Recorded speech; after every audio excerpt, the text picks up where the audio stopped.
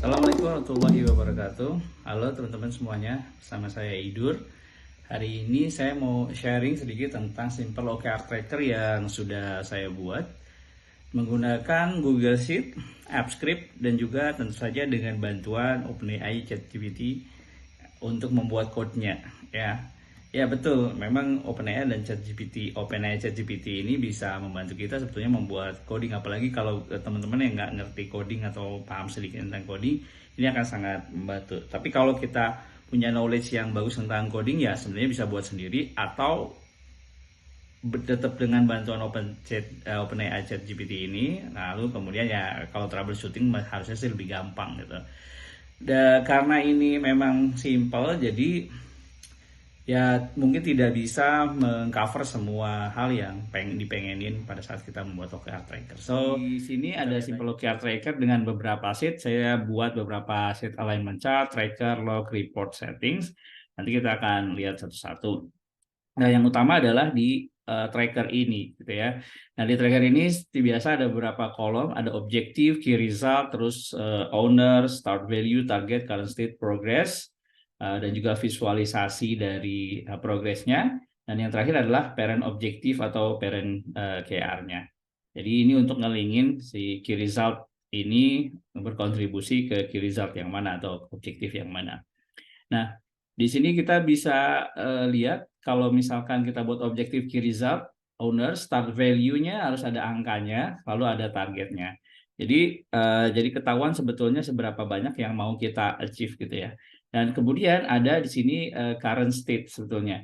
Nah, di current state ini sebetulnya adalah kolom yang kita progres dari waktu ke waktu ya. Ya kita edit dari waktu ke waktu pada saat hasilnya sudah terlihat gitu ya. Misalkan kalau misalnya dari 30 ke 24 ini karena decreasing average response time sehingga targetnya decreasing gitu dari 30 menjadi 24 gitu ya. Nah, current state-nya berarti semakin turun semakin bagus, semakin mendekati 24 itu berarti semakin bagus. Nah, ini kita bisa edit di sini current state-nya gitu ya. Dan nanti pada saat edit ini ini coba kita lihat ya. Pada saat mengedit ini, 89. Ya. Nanti akan ada muncul notifikasi gitu ya, prompt untuk ngasih komen. Gitu ya. Fungsinya untuk apa? Nanti untuk log perubahan-perubahan. Misalnya, alhamdulillah udah meningkat gitu ya. Tapi nanti teman-teman kalau ngisi harus yang lebih agak serius kali ya. Ya, sudah meningkat. Nah, nanti ini juga progres akan berubah. Jadi kalau teman-teman lihat ini tidak ada formula di sini karena memang menggunakan script untuk kalkulasinya ya, untuk kalkulasinya. Nah, ini juga progres. Nah, kalau ini akan bergerak seiring ininya progresnya bergerak gitu ya. Nah, teman-teman bisa lihat sesimpel itu aja sebetulnya ini progres. Dan karena ini simpel sebetulnya kalau misalkan teman-teman punya satu tim ya udah dalam satu tim ini di sini aja. Dan seperti sering saya sarankan pada saat awal-awal menggunakan OKR sebaiknya menggunakan jangan terlalu tempt gitu ya, terlalu tergoda untuk menggunakan OKR sampai selevel individual, dari level company sampai individual gitu. Jadi coba dulu aja. Ini mungkin bisa dipakai buat dalam satu tim lah gitu ya. Nah, terus kemudian pada saat kita melakukan tracking di sini, tadi kan kita udah update ya. Nah, ini ada log gitu ya. Jadi log yang dari value-value yang berubah di progress itu, kalau di tracker ini kita lihat di kolom progress ini gitu ya, berubah pada saat kita ngedit current state itu akan record di sini. Nah, ini tadi yang baru saya buat.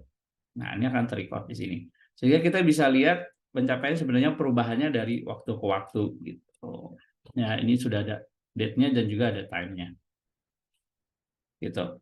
Nah, setelah log ada report juga ya. Nah, kalau report ini di generate lewat sini ada menu sendiri khusus simbol OKR generate report. Nah, pada saat nge-generate report dia akan membuat report seperti ini. Kali kalau kita delete, coba delete. ini akan berubah. Jadi reportnya harus di-generate lewat menu ini, gitu ya. Lalu kemudian ada setting. Nah, setting ini sebetulnya untuk menyeting reminder. Jadi ada set weekly reminder di sini. Jadi kalau masih statusnya on, nanti diganti dulu ke disable dulu remindernya. Nah, setelah off, baru nanti ubah ininya ya startnya. Jadi ini yang sebelah sini yang merah jangan diubah. Jadi start from-nya aja yang diubah. Misalkan dari tanggal berapa? Dari tanggal 27 ke 8 misalkan jam 8:03 PM lah gitu ya. Nanti kalau sudah seperti ini baru di enable reminder. Gitu. Nah, ini akan ada notifikasi baru oke. Nah, setelah oke ini baru kita akan lihat setelah ini ada satu lagi reminder alignment reminder yang saya ini sebetulnya simple aja gitu ya. Kalau kita buat di tracker ini nanti alignment chartnya ini akan ngikutin. Nah, karena alignment chart ini sebetulnya untuk hierarchical gitu ya, or chart. Nah, makanya kalau misalkan terlalu banyak ini bakalan ke ujung gitu dan kurang bagus karena di Google Sheet sendiri sebetulnya nggak bisa collapsible gitu org chart-nya. Gitu. Jadi nanti bakalan panjang banget ke bawah gitu. Apalagi kalau susunannya panjang kayak gitu. Nah, jadi ada alignment, tracker, log, report sama settings. Nah, nanti pada saat ini di on, dia akan ngirimin email reminder ke setiap tanggal yang sudah setiap waktu yang sudah ditetapkan. Misalkan setiap hari Kamis misalkan jam 8:30 maka akan kirim setiap hari Kamis 8:30 ke emailnya sendiri. Jadi kayak self reminder nantinya gitu. Nah, untuk bisa menggunakan ini teman-teman sebenarnya tinggal copy aja, nanti saya kasih ya, linknya. Pada saat dapat linknya seperti ini, emang ada AppScript file yang harus di copy juga supaya bisa bekerja dengan baik. Nanti kalau sudah ada seperti ini, nanti tinggal make a copy aja. Setelah make a copy nanti akan ke autorisasi si AppScript-nya. Seperti itu.